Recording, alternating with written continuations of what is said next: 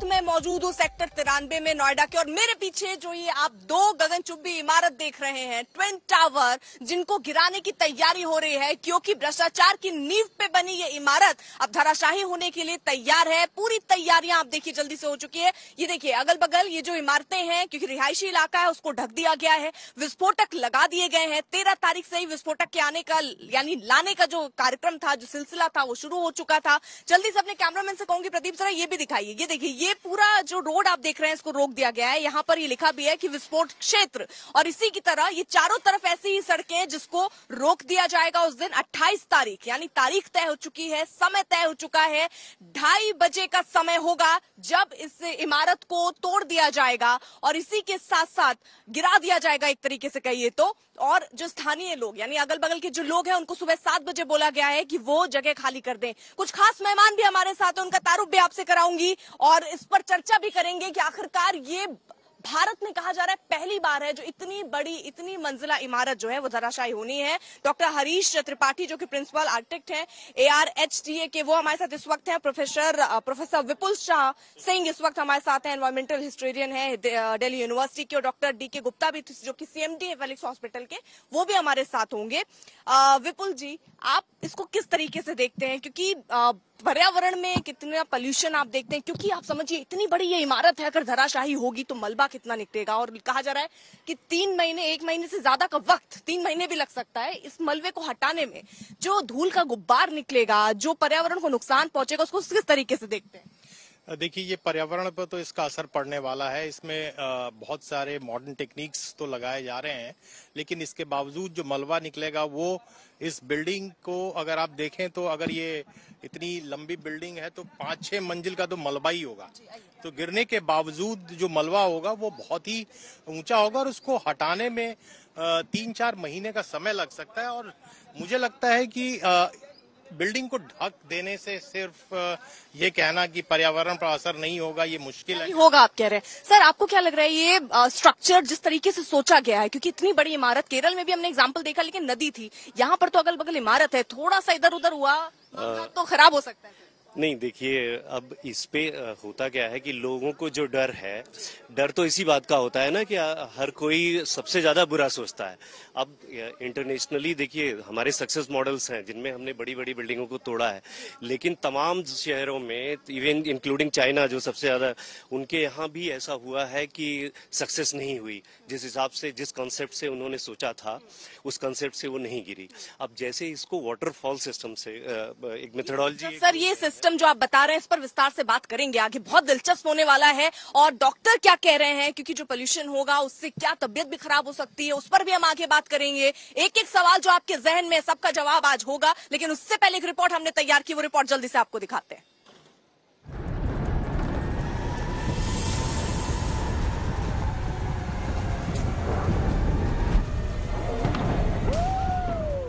28 अगस्त को ठीक 2:30 बजे कुछ इसी तरह ध्वस्त हो जाएगा ट्विन टावर। वो ट्विन टावर जो भ्रष्टाचार की बुनियाद पर बना था। 70 करोड़ की लागत से बने इस टावर को ढहाने में 20 करोड़ की लागत आ रही है।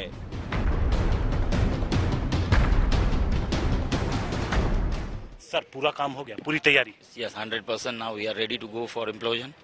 पूरी तरीके से तैयार हैं आप लोग? और कोई मार्जिन ऑफ एरर की अगर हम बात करें, जो आसपास के लोग हैं उनके मन में जो थोड़ा बहुत डर है? देखो, ये हिंदुस्तान में पहली बार हो रहा है ऐसा इम्प्लोजन, तो डर किसी, आज मैं रहता हूँ तो मेरे दिल में भी डर रहेगा। उनका डर जायज है, लेकिन हम उनको आश्वस्त करना चाहते हैं कि everything is fine except some windows glasses will be break and that we will rectify on our own. इसे ध्वस्त करने के लिए 9,640 होल किए गए हैं, जिसमें 3700 किलो बारूद भरा गया है। कुल 9 से 11 सेकंड्स के बीच ये इमारत जमींदोज हो जाएगी। कहने सुनने में ये बात आसान लगती है, मगर सच ये है कि भारत की जमीन पर ऐसा न पहले हुआ, न शायद ऐसा कभी दोबारा होगा। इसलिए दिन में कई बार इस प्रोजेक्ट से जुड़े लोग इंतजामों का मुआयना कर रहे हैं। केवल final checking is going on. एक एक मंजिला सीढ़ी से चढ़ के, लिफ्ट भी डिसमेंटल हो चुकी है, सीढ़ी से चढ़ के 32 मंजिले तक जाना है। इंडिविजुअली एक एक होल चेक करना है और नीचे आना है। तो ये बताएं कि एक दिन में कितनी बार आप लोग चढ़ते हैं और कितना टाइम ऊपर तक जाके वापस आने में लगता है? 20 मिनट 32 माले तक चढ़ने में लगता है और कम से कम दिन में 4 से 5 बार ऊपर नीचे करना पड़ता है। प्रोजेक्ट मैनेजर बेहद सहज हैं। उन्हें भरोसा है कि मिशन डिमोलिशन ठीक वैसे ही कामयाब होगा जैसे इसकी कल्पना की गई है। लेकिन ये काम इतना बड़ा है कि पूरा सरकारी अमला बार बार व्यवस्थाओं को चाक चौबंद करने में लगा है। आज प्रशासन की ओर से इसका फाइनल सर्वे कर लिया गया है। जो रूपरेखा तय की गई है उसे फाइनल अब यहाँ पर मुहर लगनी बाकी है। आप देख सकते हैं जो तमाम लोग हैं वो अब इसको फाइनल रूप देने की कोशिश कर रहे हैं। जिन लोगों को यहाँ से करीब 7,000 ऐसे परिवार हैं जिनको उस दिन शिफ्ट किया जाना है, उसकी तैयारी पूरी कर ली गई है। तो यहाँ पर जो तमाम अधिकारी पहुंचेंगे वो ये देखेंगे कि जो भी चीज पहले बात हुई थी उनमें से कितना काम रह गया है। तो अभी तक की जानकारी के मुताबिक सारी तैयारियां हो चुकी हैं, अब सिर्फ मुहर लगना बाकी है और उसके बाद जिस तरीके से जो टाइमलाइन तय की गई है उसके हिसाब से शनिवार शाम के बाद कार्रवाई शुरू की जाएगी। अब आपको बताते हैं कि आसपास की सोसाइटीज में रहने वाले लोगों के लिए क्या गाइडलाइन तैयार की गई है। डी-डे उनके लिए कैसा होगा। तो सुबह 7 बजे इमर्ल्ड कोर्ट के निवासी सोसाइटी खाली कर देंगे। सुबह 7:10 पर सिक्योरिटी टीम पूरी बिल्डिंग का मुआयना करेगी। सुबह 7:20 पर पूरी बिल्डिंग की बिजली काट दी जाएगी। सुबह 7:30 बजे लिफ्ट बंद कर दी जाएगी और पानी की सप्लाई बंद कर दी जाएगी। शाम 4:30 बजे लिफ्ट दोबारा चलनी शुरू होंगी। शाम 5 बजे तक पानी और बिजली की सुचारू सप्लाई शुरू होगी। सब कुछ ठीक रहा तो इसके बाद यहाँ के निवासी अपने अपने घर लौट आएंगे। ये ठीक है कि शाम तक लौटने की इजाजत दे दी जाएगी, लेकिन धूल और धुएं के गुबार में शायद ही कोई उस दिन लौटे। एक दिन पहले हम लोग शिफ्ट होंगे यहाँ से। RW का कहना तो ये है कि अर्ली मॉर्निंग 7 हम लोग शिफ्ट हो सकते हैं, बट हम लोग अपने कन्वीनियंस के अकॉर्डिंग एक दिन पहले ही शिफ्ट हो जाएंगे। एंड 28 को भी नहीं होंगे, 29 की इवनिंग में हम लोग आएंगे वापस। जब आप बिल्डिंग के भीतर आते हैं तो ये देखिए कितनी नजदीकी। जो सबसे बड़ी फिक्र थी वो क्यों थी? ये जो काली थैली में आप जो देख रहे हैं स्ट्रक्चर, यही है वो ट्विन टावर। ये गिरना है और वहां से मेरे बीच की दूरी अगर आप देखेंगे तो महज कुछ मीटर ही है जहां पर मैं खड़ा हूं। नीचे आप देखिए ये बड़े बड़े कंटेनर लगाए गए हैं ताकि जब मलबा नीचे गिरेगा, अब ये समझिए कि 30 मंजिला इमारत जब नीचे गिरेगी तो ढेर सारा मलबा आएगा। वो मलबा जो हॉरिजॉन्टली ना फैले उसको रोकने के लिए यहाँ पर आप देखिए बड़े बड़े कंटेनर लगाए गए हैं।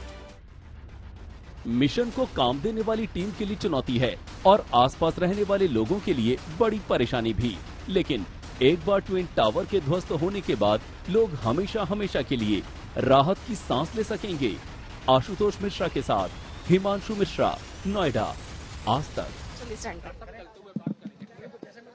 तो कुल मिलाकर जिस तरीके से अब पूरी तैयारियां कर ली गई हैं, यहाँ पर क्या स्थिति है, इमारत को कैसे तोड़ने की प्लानिंग हो रही है, कैसे गिराने की प्लानिंग हो रही है, इस पर बात कर लेते हैं। सर, आप बता रहे थे कि कुछ अलग टेक्निक इसमें इस्तेमाल हुई है, क्या टेक्निक सर?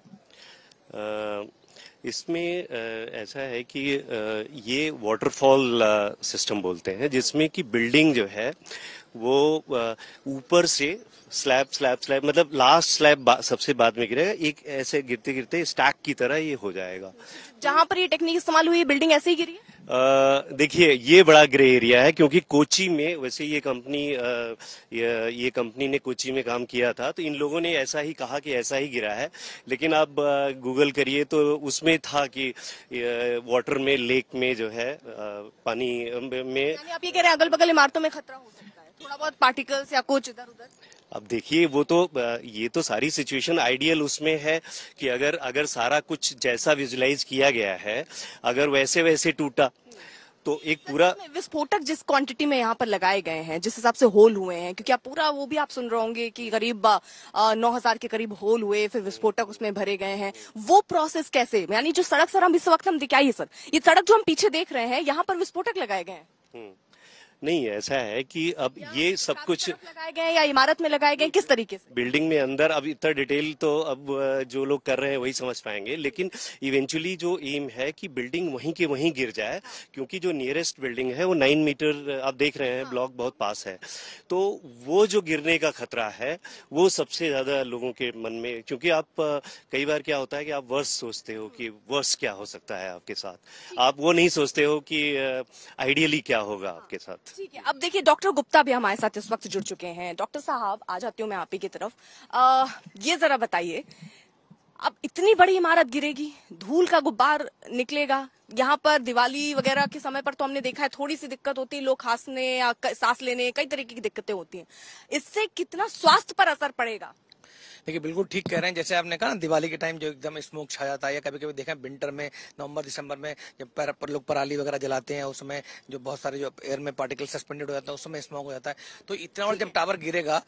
सर मैं आ रही हूँ आपके पास, एक बहुत बड़ी खबर इस वक्त आ रही है टी राजा सिंह की गिरफ्तारी से जुड़ी हुई। हालांकि काफी बवाल यहाँ पर हो रहा था, क्योंकि पहले उनकी गिरफ्तारी हुई थी, लेकिन उसके बाद शाम में ही जमानत दे दी गई थी, जिसको लेकर प्रदर्शनकारी सड़कों पर उतरकर प्रदर्शन करते नजर आए। और अब जो खबर आ रही है कि टी राजा सिंह को गिरफ्तार कर लिया गया है, बड़ी खबर इस वक्त की हम आपको बता रहे हैं। इस खबर पर भी हम नजर बनाए हुए हैं, लेकिन इस वक्त जरा आपको तस्वीरों में दिखाते, जो गगनचुंबी इमारत आपको दिख रही है, ये 28 तारीख यानी समय तय हो चुका है, डेट तय हो चुकी है, 28 तारीख को दोपहर 2:30 बजे ये इमारत धराशाही हो जाएगा, जमीन दोज हो जाएगा। लेकिन उससे क्या असर पड़ेगा, आप जिस तरीके की टेक्नोलॉजी इसमें इस्तेमाल हो रही है, क्या ये वैसे ही गिरेगा, ये देखना होगा। इस पर हम बात करेंगे, इंजीनियर साहब हमारे साथ हैं। हम ये भी बात करेंगे कि पर्यावरण पर इसका क्या नुकसान होगा, उसके लिए भी हमारे पास हरीश जी खास जुड़े हुए हैं, और साथ ही साथ डॉक्टर गुप्ता भी इस वक्त है, जो बता रहे हैं कि इसके गिरने से लोगों के स्वास्थ्य पर कितने दिन और कितना असर पड़ेगा। सर देखिए दो तरह की प्रॉब्लम होगी, एक उसकी वजह से नॉइज पर पॉल्यूशन होगा और दूसरा होगा एयर पॉल्यूशन होगा। नॉइज पॉल्यूशन से जो आसपास के लोग हैं, खास करके बच्चे हैं या बुजुर्ग हैं या जिनको हार्ट प्रॉब्लम्स हैं या गर्भवती महिलाएं हैं, उनको दिक्कतें आ सकती हैं, कानों में झंझनाहट हो सकती है, या बच्चों की जो हार्ट रेट है वो बढ़ सकता है, जो प्रेगनेंसी वाली महिलाएं उनका फीटस की प्रॉब्लम हो सकती है, या जो मेंटल डिसऑर्डर के पेशेंट्स हैं उनको एंजाइटी न्यूरोसिस वगैरह हो सकती है। जो दूसरी सबसे बड़ी समस्या है वो है वायु प्रदूषण की। उस गुब्बार के आसपास जो एरिया है, पूरा 10 से 15 किलोमीटर का एरिया है, वो गुब्बार आसपास फैल सकता है, उसमें जो पार्टिकल्स हैं सस्पेंड रह सकते हैं बहुत काफी समय तक, और वो लोग इनहेल कर सकते हैं। वो हमारे जो बॉडी के डिफरेंट बॉडी पार्ट्स के कांटेक्ट में आएंगे तो अलग अलग तरह के सिम्टम्स देंगे। जैसे अगर आंख के अंदर जा रहे हैं तो आंख के अंदर रेडनेस हो जाएगी, लाल हो जाएगी, इचिंग होगी, बॉटरिंग होगी, खुजली होगी। अगर नाक के अंदर जाती है तो नजल ब्लॉकेज होगा, कंजेशन होगा, एलर्जिक राइनाइटिस हो सकती है। हम जब उसको इनहेल करेंगे तो गले के अंदर स्क्रैचिंग हो सकती है। इसका असर कितना देखते हैं आप, कितने दिन तक, क्योंकि इतनी बड़ी इमारत को देखकर अंदाजा तो लगा। अगर हम पुरानी बातें करें, जैसे कोच्चि में हुआ है या कई जगह और भी हुआ, तो देखा गया है कि इसका इफेक्ट दिनों से लेकर कई हफ्तों तक रह सकता है, 4, 6, 8 हफ्तों तक रह सकता है, डिपेंडिंग अपॉन कि यहाँ पे वायु का गति कैसी है, यहाँ पे हवा की गति कैसी है। अगर हवा तेज है तो जल्दी डिस्पर्स हो जाएगा, तो कम समय के अंदर पॉल्यूशन लेवल नॉर्मल आ जाएंगे, एयर क्वालिटी इंडेक्स इंप्रूव कर जाएगा। अगर हवा की गति अच्छी नहीं है तो एयर क्वालिटी इंडेक्स काफी लंबे समय तक खतरनाक रह सकता है। तो जो खास करके ऐसे लोग हैं जिनको अस्थमा है, कार्डियक प्रॉब्लम है, जिनको प्रेगनेंसी है या बच्चे हैं, उनको बहुत ध्यान रखने की जरूरत है। ये कह रहे हैं कि अगर ऐसे लोग हैं तो अगर प्रेग्नेंट कोई लेडी है तो थोड़ा और दूर चली जाए, ताकि उनके कांटेक्ट में ना आए, कुछ समय के लिए दूर चली जाए, जब तक यहाँ पे एयर क्वालिटी इंडेक्स कम हो जाए, उसके बाद आए। बिकॉज उन सबको दिक्कतें हो सकती है, प्रीमेच्योर डिलीवरी हो सकती है, प्रीमेच्योर लेबर पेन्स हो सकते हैं, बच्चा प्रीमेच्योर डिलीवर हो सकता है, तो ये प्रॉब्लम आ सकती है। जो अस्थमा के लोग हैं उनको अस्थमा का एक्यूट एपिसोड हो सकता है, एक्यूट अटैक आ सकता है। जो लोग हार्ट के पेशेंट हैं उनको चेस्ट पेन हो सकता है, ब्रीदिंग डिफिकल्टी हो सकती है, ब्लड प्रेशर बढ़ सकता है, स्किन में रैशेस आ सकते हैं, स्किन में इचिंग हो सकती है। और जो इसके बच्चे जो हैं, खासकर नवजात शिशु, मैं फिर बता रहा हूँ, छोटे बच्चे हैं, उनको कहीं ना कहीं मानसिक रूप से ये इरिटेशन वाली चीजें क्रिएट कर सकता है। एंजाइटी है, हेडेक है, या जो सडन शॉक है, तो बच्चे टेंट्रम थ्रो कर सकते हैं। तो मुझे लगता है ऐसी एपिसोड को खासकर बच्चे, बुजुर्गों, गर्भवती को इवन लाइव देखना भी नहीं चाहिए। और कुछ नहीं, बहुत सारे लोग तो हैं जो चाह रहे हैं कि इसको लाइव देखें, क्योंकि ये अपने आप में भारत में शायद पहली बार है। कोच्चि को अगर एग्जांपल एक छोड़ दें, क्योंकि वहाँ इमारत भी कम। जी, तो ये एक्साइटमेंट की बात नहीं है, ये एक प्रॉब्लम थी। डिमोलिशन टूरिज्म जो कोच्चि में टर्म दिया गया था कि डिमोलिशन टूरिज्म, हुआ क्या कि ढेर सारे लोग आसपास के और दूर दूर से लोग या रिलेटिव्स ये सब आने लगे देखने के लिए कि कैसे टूट रही है बिल्डिंग और इवेंचुअली क्या हो रहा है। तो वो चीज यहाँ भी हो सकता है। ये इस बात का खतरा है कि पूरे एनसीआर से और सब जगहों से ये वैसा ही हो गया जैसे सूर्य ग्रहण और चंद्र ग्रहण के लिए बोला जाता है कि आंख में चश्मा लगा के देखिए, तो इसको देखने सावधानियां क्या है बहुत इंपॉर्टेंट है। हम जितने आसपास के लोग रह रहे हैं उनको अपने खिड़की दरवाजे बंद रखने चाहिए, इनको घर में इंडोर रहना चाहिए जब तक एयर क्वालिटी इंडेक्स इंप्रूव नहीं करता है। बाहर जाके एक्सरसाइज ना करें, बाहर ना निकलें, अगर बाहर निकलते हैं तो N95 मास्क लगा के रखें, अगर बाहर जाते हैं तो गॉगल लगा के रखें, सनस्क्रीन लगा के जाएं, मॉइस्चराइजर लगा के जाएं। घर में रहते हैं तो तरल पदार्थों का सेवन ज्यादा करें, रेस्ट करें, घर में इंडोर एक्सरसाइज करें और घर में एयर प्यूरिफायर लगाएं। कितने सर आइए सर, कितने किलोमीटर इसका असर आप सोच रहे हैं कि कितना पड़ सकता है? जो मलबा निकलेगा उससे निकलने वाला धूल पर्यावरण को कितना नुकसान सर? देखिए, कुछ धूल तो ऐसा होता है जो दिखता है और बहुत से धूल के कण ऐसे होते हैं, इतने माइन्यूट होते हैं कि वो आपको दिखते नहीं है, लेकिन उसका नुकसान बहुत दिनों तक होता है और बहुत दूर तक वो धूल जाती है और पूरे दिल्ली तक इसका असर होने का लग रहा है। दिल्ली यहाँ से तो करीबन 25 किलोमीटर है सर, फिर भी क्योंकि ये जो हवा है अभी जो है वो पूर्वी हवा चलती है दिल्ली में, आपको देखा होगा। और हालांकि कोर्ट ने बड़ा सही समय चुना है इसको डिमोलिश करने का, क्योंकि ये बारिश का समय है, ताकि जो ब्लास्ट होगा तो फिर नीचे धूल बैठेगा। अगर बारिश हो गई तो धूल ज्यादा उड़ेगी नहीं, लेकिन फिर भी अगर बारिश नहीं होती है और इस तरह का मौसम रहता है तो धूल बहुत दूर तक जाएगी। और ठीक है, यानी कुल मिलाकर तैयारियां जिस तरीके की हमने बताई, सारे इंतजाम किए हुए हैं। साथ ही साथ लोगों से कहा गया कि वो ना ही यहाँ पर रहें। आशुतोष हमारे साथ हमारे सहयोगी स्टूडियो से इस वक्त मौजूद है, सीधे रुक कर लेते हैं। एक बड़ी खबर आ रही है, बताएंगे आशुतोष। बहुत शुक्रिया अर्पिता। बड़ी खबर आ रही है, टी राजा सिंह से जुड़ी हुई। हैदराबाद पुलिस ने एक बार फिर से उनको गिरफ्तार कर लिया है। जहां इस वक्त की सबसे बड़ी खबर, टी राजा सिंह पैगंबर पर विवादित टिप्पणी की थी, उसके बाद से हंगामा प्रदर्शन लगातार जारी है हैदराबाद तेलंगाना के अंदर। हैदराबाद पुलिस ने टी राजा सिंह को एक बार से फिर से गिरफ्तार कर लिया है। इसके पहले भी उनकी गिरफ्तारी हुई थी, उसके बाद से उनको जमानत मिल चुका था और टी राजा ने पैगंबर पर विवादित टिप्पणी की थी। एक बार फिर से उनकी गिरफ्तारी हो गई है। इस वक्त की यह बड़ी खबर। और आपको बता दें, कल लगातार विरोध प्रदर्शन हो रहा था, हंगामा आगजनी भी देखी गई, जहां रैपिड एक्शन फोर्स को भी उतारना पड़ा और सर तन से जुदा के नारे भी लगे।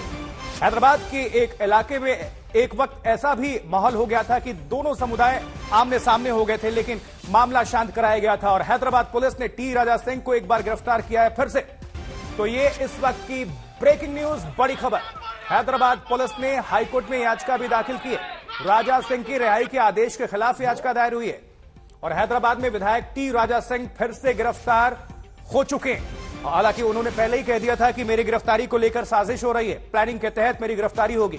और हैदराबाद पुलिस ने टी राजा सिंह को इस बीच फिर से गिरफ्तार कर लिया है। ये इस वक्त की बड़ी खबर, जहां हैदराबाद पुलिस ने बीजेपी विधायक टी राजा सिंह को दोबारा गिरफ्तार कर लिया है। इसके पहले उनकी जब गिरफ्तारी हुई थी उनको जमानत मिल गई थी और ये तस्वीरें आप देख पा रहे हैं हैदराबाद से। एक्सक्लूसिव तौर पर आज तक आप सभी दर्शकों को यह तस्वीरें साझा कर रहा है। राजा सिंह ने पैगंबर मोहम्मद को लेकर टिप्पणी की थी, एक वीडियो वायरल किया था, उसके बाद से हंगामा प्रदर्शन देखने को मिल रहा है और लेकिन सरतन से जुदा के नारे भी लग रहे हैं और ये एक्सक्लूसिव तौर पर आप सभी दर्शकों को आज तक इन तस्वीरों को साझा कर रहा है। बड़ी खबर यह है कि विधायक टी राजा सिंह को फिर से गिरफ्तार किया गया है। हैदराबाद पुलिस ने उनको फिर से गिरफ्तार कर लिया है, दोबारा गिरफ्तारी उनकी हुई है और इसको लेकर देश भर में सियासी तापमान भी हमें देखने को मिल रहा है, किस तरह से प्रतिक्रिया का दौर भी देखने को मिल रहा है। हालांकि जब हिंसा, आगजनी, तोड़फोड़ हुई हैदराबाद में तो पुलिस ने मोर्चा संभाला, रैपिड एक्शन फोर्स को भी उतारना पड़ा, लाठीचार्ज भी किया गया और कई लोगों को हिरासत में लिया गया। कुछ लोगों को ओवैसी ने भी फोन किया था इस मामले में, उनको छोड़ा भी गया, बहुत लोग अभी हिरासत में हैं। लेकिन ये तस्वीर आप देखिए, आज तक एक्सक्लूसिव तौर पर आप सभी दर्शकों को यह तस्वीर दिखा रहा है। यह हैदराबाद की तस्वीर है, विधायक टी राजा सिंह आपको नजर आ रहे हैं। इनको फिर से गिरफ्तार कर लिया है हैदराबाद पुलिस ने।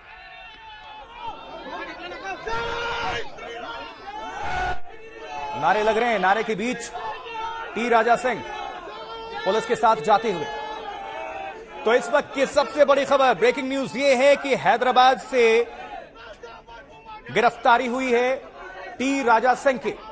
भारतीय जनता पार्टी के विधायक, जो वीडियो इन्होंने साझा किया उसमें इन पर आरोप है कि पैगंबर मोहम्मद पर इन्होंने विवादित टिप्पणी की, उसके बाद से विरोध प्रदर्शन का दौर शुरू हुआ जो अब तक भी चल रहा है।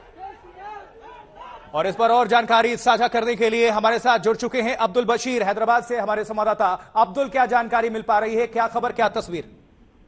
अभी पुलिस ने suspended BJP MLA Raja Singh को हिरासत में लिया है। अभी पुलिस की ओर से ये क्लैरिफिकेशन नहीं मिला है कि ये अरेस्ट है या डिटेंशन है, बट सूत्रों के अनुसार ये इनको अभी चंचलगुड़ा प्रिजन ले जाया जाएगा। ये सब डेवलपमेंट हम आज देख रहे हैं जब पुलिस ने एक फ्रेश पिटीशन हाई कोर्ट में दाखिल किया और डिमांड किया कि राजा सिंह को की कार्रवाई जो है, जो प्रोसीजर जो था जिसकी वजह से उनका रिमांड रिजेक्ट हुआ था, उसको रिकंसिडर किया जाए। अभी हम देख सकते हैं कि कैसे राजा सिंह को उनके घर से पुलिस ऑफिशियल्स ने लेकर अभी रवाना हो रहे हैं। लोकेशन अभी तक पुलिस ने कुछ बताया नहीं है, पुलिस कंफर्म नहीं कर रही है कि ये अरेस्ट है या डिटेंशन है, लेकिन भारी प्रदर्शन देखा जा रहा है हैदराबाद की सड़कों पर। अभी उनकी अरेस्ट से पहले लोग सड़कों पर उतरे थे, डिमांड कर रहे थे कि राजा सिंह को फिर से अरेस्ट किया जाए।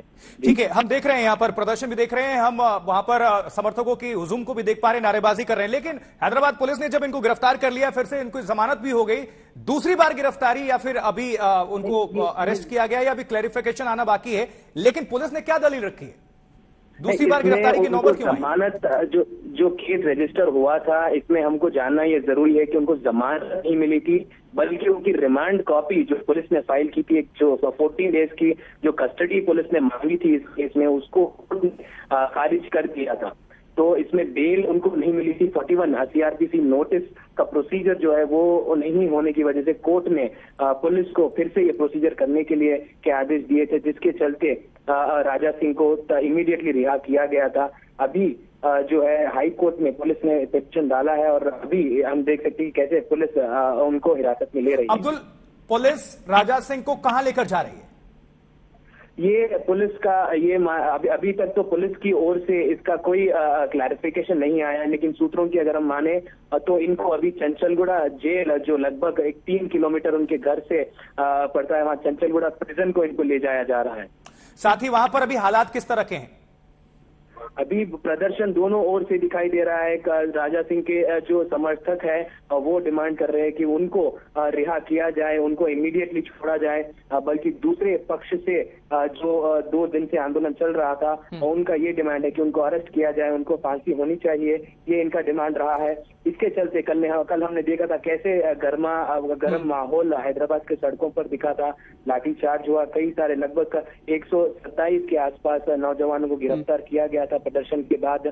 लाठीचार्ज के दौरान जब ऑब्जेक्शनेबल नारे लगाए गए थे, लोगों ने काफी डिमांड किया था, सड़कों पर उतर आए थे लोग। तो इस परिस्थितियों के चलते पुलिस ने आज प्रोसीजरल जो भी हाई कोर्ट में पिटीशन है वो दाखिल किया और अभी लगता है कि वो उनको चंचलगुड़ा प्रिजन की ओर ले जाया जा रहा है। कल आरएफ को यानी रैपिड एक्शन फोर्स को मोर्चा संभालना पड़ा, अभी किस तरह के हालात है, सुरक्षा व्यवस्था किस तरह की आप देख पा रहे हैं हैदराबाद तेलंगाना के अंदर? देखिए, लगभग 500 से 600 रैपिड एक्शन फोर्स के अधिकारी जो थे वो ऑन ग्राउंड थे, लॉ एंड ऑर्डर पुलिस के साथ। बहुत भारी प्रदर्शन दिखा हैदराबाद की सड़कों में, खास करके शालीबंडा एरिया में, जहां पर हजारों की संख्या में लोग 2 दिन से जुट रहे थे और प्रदर्शन कर रहे थे। कल पथरामबाजी भी हुई, कई सारे लोगों को चोट भी लगी इस पथरामबाजी के दौरान और साथ में 127 लोगों को गिरफ्तार किया गया था। पुलिस हालांकि 3 दिन से हैदराबाद की सड़क पर भारी बंदोबस्त के साथ जुटी हुई थी, आला अधिकारी ऑन ग्राउंड थे। ये देख रहे थे कि कोई कम्युनल राइट्स ना हो, कोई क्लैशेस कोई 2 कम्युनिटीज के बीच में ना हो, इसका बहुत ध्यान रखा गया। हालांकि इसके बाद आज सुबह हम देख सकते हैं कि कैसे पुलिस ने हाई कोर्ट में पिटीशन दाखिल करते हुए उनको अभी हिरासत में लिया। अब्दुल, जानकारी मिली कि असदुद्दीन ओवैसी ने भी इंटरवेन किया और उसके बाद से कुछ लोगों को जो हिरासत में लिया गया था छोड़ा गया है। हाँ, कल जो प्रदर्शनकारियों को पुलिस ने हिरासत में लिया था, बेकाबू होने के बाद, लाठीचार्ज के बाद लगभग 127 प्रदर्शनकारियों को पुलिस ने हिरासत में लेकर अलग अलग दीगर पुलिस स्टेशन में। ठीक है अब्दुल बशीर, आप नजर बनाकर रखें।